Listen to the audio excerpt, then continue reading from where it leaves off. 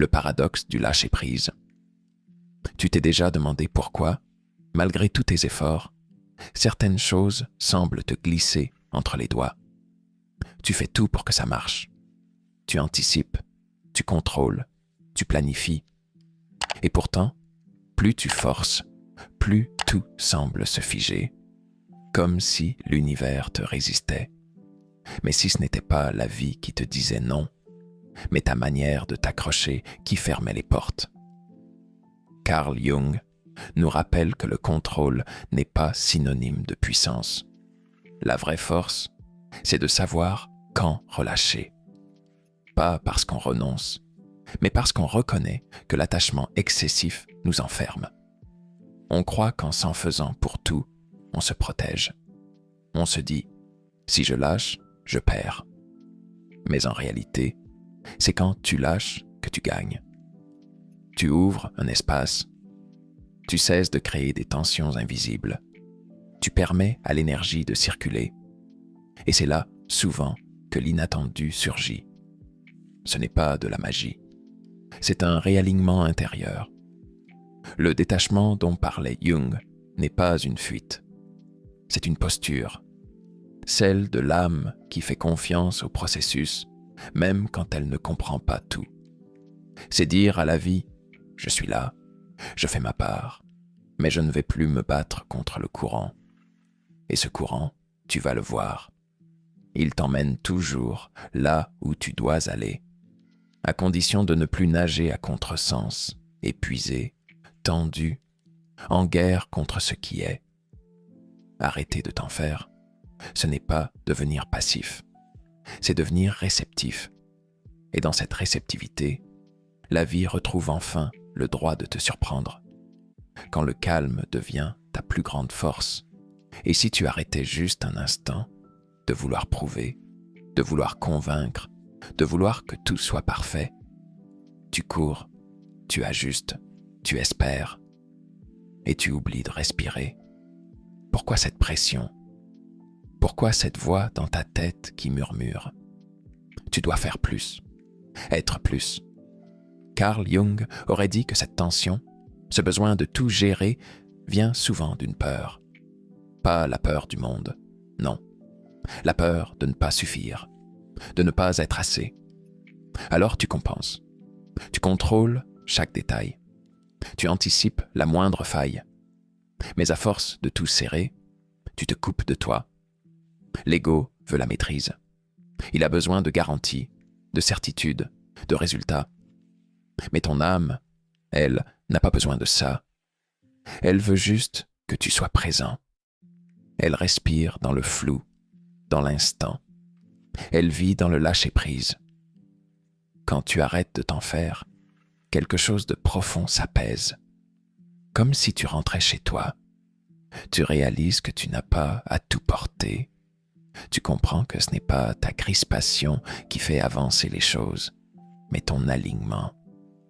Ce calme, c'est une force invisible. Tu ne la clames pas, tu la rayonnes.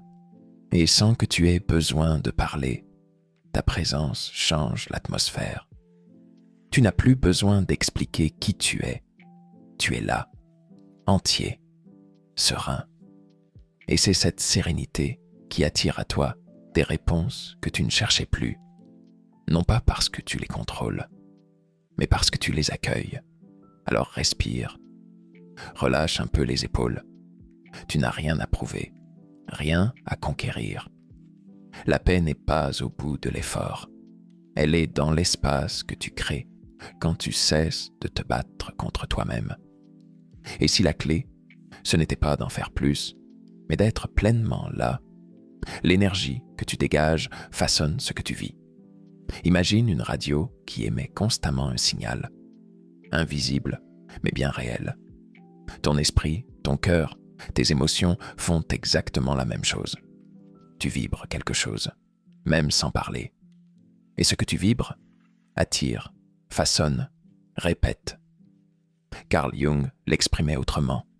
Ce que tu refuses de voir en toi se manifeste à l'extérieur, déguisé en circonstances. Tu t'en fais pour l'avenir, pour l'amour, l'argent, la santé. À chaque inquiétude, tu envoies une onde. Elle s'étend, elle touche, elle influence. Pas de manière magique, mais parce que la vie répond à ce que tu portes en toi. Tu vois, l'univers n'est pas sourd à tes désirs, mais il ne répond pas à ce que tu demandes avec ta bouche. Il répond à ce que tu ressens profondément. Et si, derrière ta demande, il y a une peur, une tension, une méfiance, c'est cela qu'il entend. C'est ainsi qu'on devient parfois prophète de son propre malheur sans le savoir. Tu crois être prudent, mais tu vibres le manque. Tu crois être réaliste, mais tu nourris l'instabilité. Et plus tu t'en fais, plus le monde autour de toi reflète ce déséquilibre intérieur. Mais si tu changes d'énergie, tout change. Quand tu passes de « je ne veux pas que ça échoue » à « je suis prêt à accueillir ce qui vient », tu modifies ton signal. Tu émets la confiance. Et la confiance, elle aussi, est une prière, une fréquence. Elle ne force rien. Elle appelle. Elle n'ordonne pas. Elle invite. Et c'est là que tout commence à mieux fonctionner. Non pas parce que l'extérieur se transforme soudainement, mais parce que toi, tu vibres différemment. Tu n'es plus dans la crispation, mais dans l'ouverture. Et cette ouverture, elle agit comme une brèche dans le mur.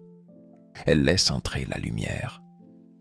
Et cette lumière, elle éclaire ce que tu ne voyais plus. Alors ne sous-estime jamais l'effet silencieux de ton état intérieur. Car ce n'est pas ce que tu veux qui crée ta vie. C'est ce que tu es, là, maintenant, en secret, dans le silence de ton âme. Tu n'as pas besoin d'être parfait pour être en paix. Dis-moi, depuis quand t'es-tu mis cette pression d'être irréprochable, de ne jamais échouer, de ne jamais décevoir, d'avoir toujours le contrôle sur tout? Tu crois que c'est ça, être fort? Jung aurait souri doucement et répondu « Non, la vraie force, c'est d'accepter de ne pas tout savoir, de ne pas tout posséder, de ne pas tout comprendre. » Tu t'es sans doute construit sur cette idée que la réussite vient avec la lutte, que si tu veux que les choses fonctionnent, tu dois t'en faire, tu dois t'agiter, tu dois prouver. Mais regarde honnêtement, combien de fois as-tu eu l'impression de tout faire correctement, pour au final voir tout te glisser entre les doigts? Et combien de fois, au contraire, quand tu t'es dit « tant pis, je n'en peux plus », les choses se sont miraculeusement débloquées?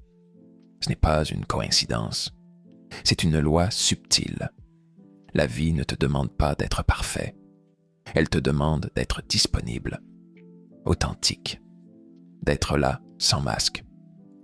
Quand tu arrêtes de t'en faire, tu redeviens vrai. Et c'est cette vérité-là qui commence à attirer les bonnes personnes, les bonnes situations, les bonnes idées. Parce que tu n'émets plus de résistance, tu n'émets plus d'appel au secours, tu ne supplies plus l'univers, tu l'écoutes. Et c'est là que tu réalises quelque chose de fondamental. Tu n'avais pas besoin d'en faire plus.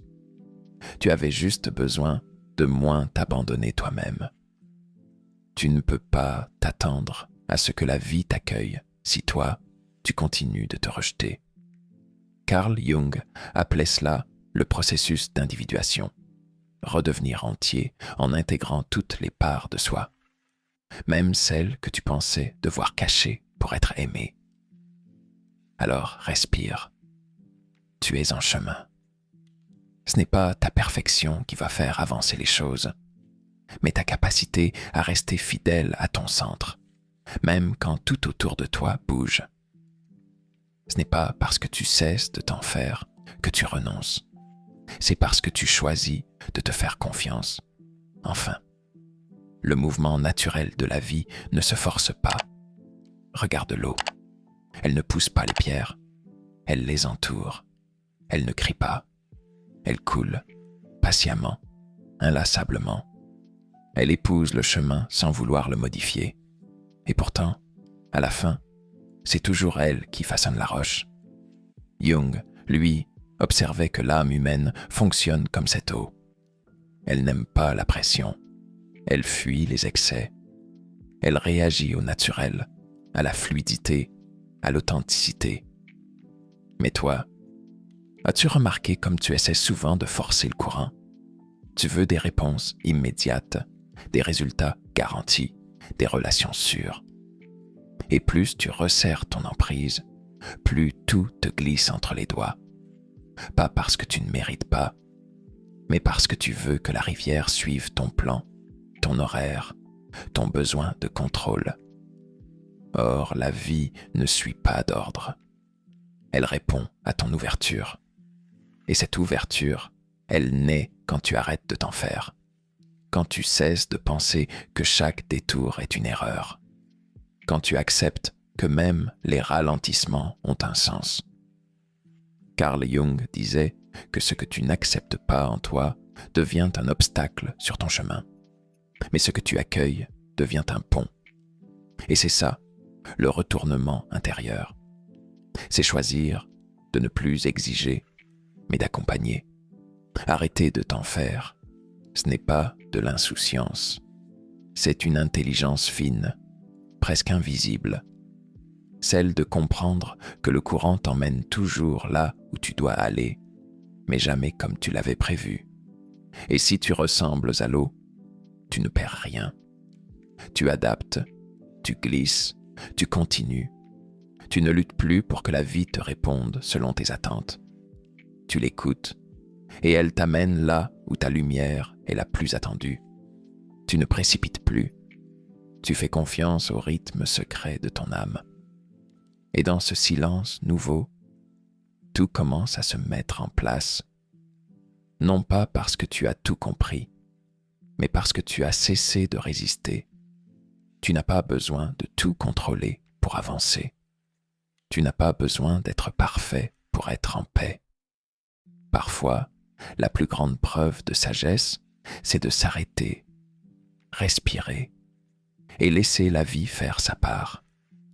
Car quand tu cesses de t'en faire, ce n'est pas que tu abandonnes, c'est que tu t'ouvres enfin à ce qui est prêt à te rejoindre.